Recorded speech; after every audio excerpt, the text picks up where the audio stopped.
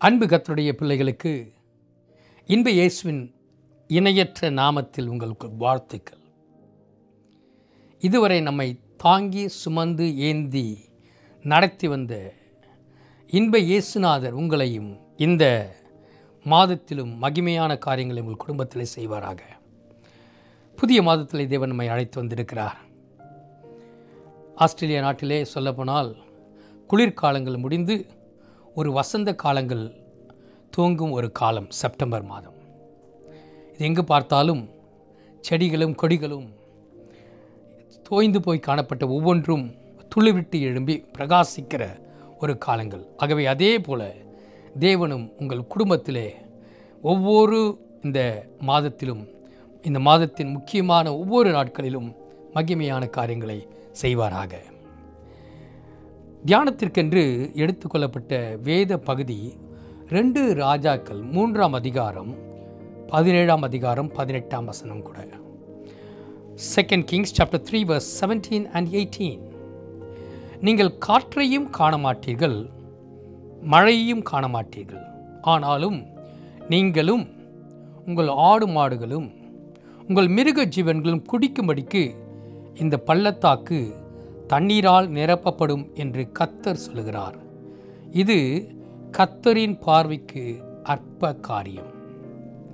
அன்பு கர்த்தருடைய பிள்ளைகளே, தேவனுடைய அளவற்ற அவருடைய சர்வ ஞானத்தையும் சர்வ சக்தியும் நினைத்து பார்க்கும் பொழுது தேவன் சகலத்தையும் அற்புதமாகவும் நேர்த்தியாகவும் அதனதின் காலங்களில் நம் தேவன் செய்கிறவர். இந்த வார்த்தை கர்த்தர் என் உள்ளத்திலே இந்த மாதத்திலே கொடுத்தார். நீங்கள் உங்கள் வாழ்க்கையில் நீங்கள் எந்த விலையிலே எந்த நேரத்தில் எப்படி இருக்கிறீர்கள் என்று தெரியாது. ஆனால் வேதம் சொல்கிறது, நீங்கள் காற்றையும் காண மாட்டீர்கள், மழையையும் காண மாட்டீர்கள், ஆனாலும் உங்கள் பள்ளத்தாக்குகள் யாவும் தண்ணீரால் நிரப்பப்படுமா.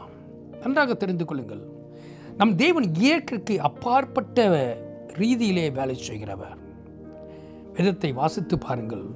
இயேசு உலகத்தில் இருந்த காலங்களில் அவர் ஒரு திருமணத்திற்கு சென்றார். அங்கே 6 சாதாரண கற்சாடிகள் சாதாரண தண்ணீர் தான் இருந்தது.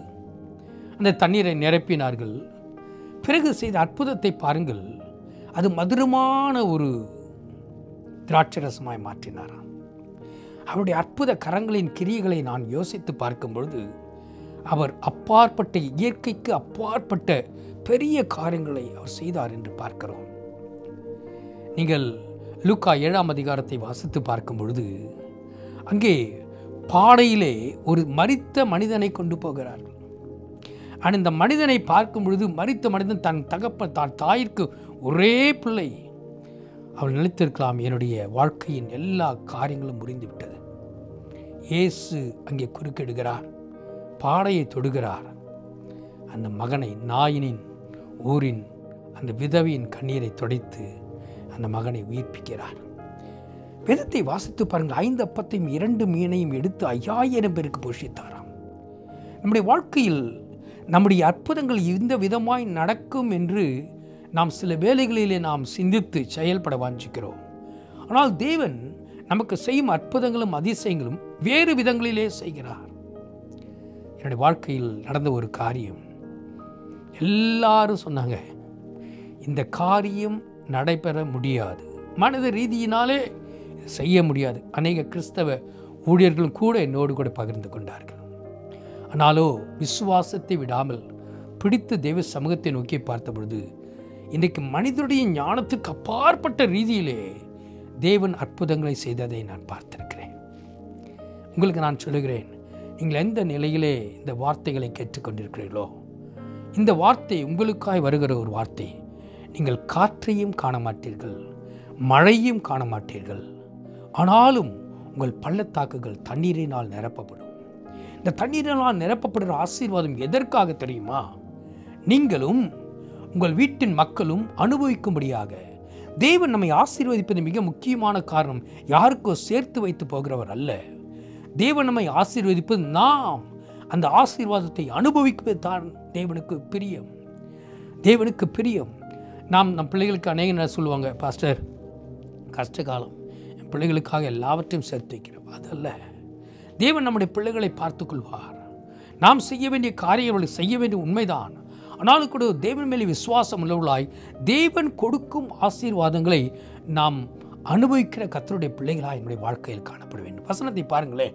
நீங்கள் காற்றையும் காண மாட்டீர்கள், மழையும் காண மாட்டீர்கள், ஆனாலும் நீங்களும் உங்கள் ஆடு மாடுகளும் உங்கள் மிருக ஜீவன்களும் குடிக்கும்படிக்கு இந்த பள்ளத்தாக்கு தண்ணீரால் நிரப்பப்படும். நடந்ததா? நடந்தது. என் தேவனுடைய வாக்கு தத்தங்கள் ஒன்றும் பொய்க்கிறவைகள் அல்ல. உங்கள் விசுவாசம் எப்படியா இருக்கிறது? பார்த்து பார்த்து என் வாழ்க்கையில் சோர்ந்து போய்விட்டேன் பாஸ்டர் என்று சொல்கிறீர்களா? இல்லை, என் தேவனால் சகலம் நேர்த்தியாக அந்த காலங்களிலே கர்த்தர் செய்ய வல்லவராயிருக்கிறார். எதை குறித்தும் கவலைப்பட வேண்டாம். இந்த வசனத்தின் அடுத்த பதியை பாருங்கள். இது கர்த்தரின் பார்வைக்கு அற்பமான காரியம். ஒருவேளை எங்கள் வாழ்க்கையின் ஒருவேளை பிள்ளையினுடைய திருமணமாக காணப்படலாம், மகனுடைய காலேஜ் படிப்பாய் காணப்படலாம், உடைய வீட்டினுடைய மார்கேஜ் கட்ட முடியாமல் கஷ்டப்படலாம். எவைகளாயிருந்தாலும் நான் ஒன்றை சொல்கிறேன், நன்றாக கேட்டுக்கொள்ளுங்கள். இதுவரை உங்களை நடத்தி வந்த இம்மானுவேலரின் அற்புத கரங்களின் பின்னணிகளை சற்று யோசித்து பாருங்கள். எத்தனை அற்புதங்களை உங்கள் வாழ்க்கையில் செய்தார். என்றைக்காயிலும் கைவிட்டாரா? நான் அதை அடிக்கடி என் வாழ்க்கையில் நடந்து பார்ப்பேன், யோசித்து பார்ப்பேன். 2009ஆம் ஆண்டு நானும் வேலை போயிட்டு என் மகளுக்கு என்னுடைய மனைவிக்கும் வேலை போய் இருவரும் 2 பாலிய பிள்ளைகளை வைத்து இருந்த காலங்கள். இன்றைக்கு நான் யோசித்து பார்த்தால் கர்த்தர் எப்படி எங்களை நடத்தி வந்தார், எப்படிப்பட்ட பாதைகளெல்லாம் கர்த்தருடைய கரங்கள் குறுகாமல் எங்களை நடத்தினது. அந்த அற்புத கரத்தின் கிருபைகள் நன்றாக தெரிந்து கொள்ளுங்கள். 5 அப்பத்தையும் 2 மீனையும் 5000 பேர்களுக்கு போஷித்த அதே தேவன் உங்களுக்குள்ளாகவும் உங்களோடு கூட இருக்கிறார். அவர் உங்களை விட்டு விலகுகிறவர் அல்ல, கைவிடுகிறவர் அல்ல. நிச்சயம் அற்புதங்களை செய்வார். இந்த தேவன் இன்றைக்கும் உள்ள சதா காலங்களிலும் நம்முடைய தேவன். மரண பரியந்தம் நம்மை நடத்த வல்லவராயிருக்கிறார். எந்த நிலையிலும் சோர்ந்து போக வேண்டாம் என் அன்பு கர்த்தருடைய பிள்ளைகளே. சோர்வுகள் நம் வாழ்க்கையில் வரும்பொழுது நாம் தேவனை குறை சொல்ல வாஞ்சிக்கிறோம். சோர்வுகள் நம் இருதயத்தை ஆட்டும் பொழுது அவிசுவாசம் என்ற போர்வையை நாம் போர்த்துக் கொள்கிறோம். அப்பொழுது தேவனுடைய கிரியைகளை நாம் காண முடியாது. தேவனுடைய கிரியைகளை நாம் காண வேண்டும் என்றால் விடாப்பிடியாக கர்த்தருடைய வார்த்தைகளை தியானித்து ஒவ்வொரு நாளும் வெற்றி வாகை சூடின் மூலம் முன்னேறி செல்ல கற்றுக்கொள்வோம். உங்கள் வாழ்க்கையில் விசுவாசத்தை எப்படியாகிலும் குலைக்கத்தான் பிசாசு வருகிறான். ஆனாலும் இந்த மாதத்திலே நீங்கள் பிசாசின் மேல் வெற்றியை எடுக்க வேண்டுமென்றால் கர்த்தருடைய வார்த்தைகளை முழுவதும் தியானித்து அவருடைய வார்த்தைகளை ஒவ்வொரு நாளும் வாயினாலே அறிக்கையிட்டு கர்த்தர் செய்ய போகும் பெரிய காரியங்களை உங்கள் வாழ்க்கையிலும் உங்கள் குடும்பத்திலும் அனுபவிக்கிற கிறிஸ்தவர்களாய் மாறுங்கள். தேவனுக்கு ஒரு அற்பமான ஒரு காரியம். 4 நாட்கள் மரித்த லாசருவை உயிர்ப்பிப்பது தேவனுக்கு ஒரு அற்பமான ஒரு காரியம். ஒரு சின்ன ஒரு கல்லினாலே பெரிய கோலியாத்தை வீழ்த்துவது என் தேவனுக்கு ஒரு அற்பமான ஒரு காரியம். அதே தேவன் இன்றைக்கும் உங்களோடு இருக்கிறார், உங்களுக்குள்ளாக வசிக்கிறார். எந்த நேரத்திலும் சந்தேகத்தை படாதபடி சந்தேகத்தை விட்டு பரிசுத்த ஆவியானுடைய கிருபையோடு கூட உங்கள் பிரச்சனைகளை அவரிடத்தில் சொல்வதில்லை. என் பிரச்சனைகளுக்கு என் தேவன் சீக்கிரத்திலே தீர்வு காண்பார் என்ற நம்பிக்கையோடு கூட கர்த்தரை துதிக்கும் மாதங்களாய் மாற்றிக்கொள்ளுங்கள். ஒவ்வொரு நாளும் கர்த்தரை துதிக்கினால் நிரப்புங்கள். உங்கள் உள்ளங்களில் காணப்படும் ஒவ்வொரு சந்தேகங்களை மாத்திரமல்ல, ஒவ்வொரு துக்கங்களையும் தேவன் சந்தோஷமாய் மாற்றி அற்புதங்களையும் அதிசயங்களும் செய்வார். இதுவரை உங்கள் பிள்ளைகளை படிக்க வைத்தது யார்? உங்கள் குடும்பத்தை நடத்தினது யார்? உங்களுடைய கையின் பலனா? இல்லை, தேவன் அல்லவா?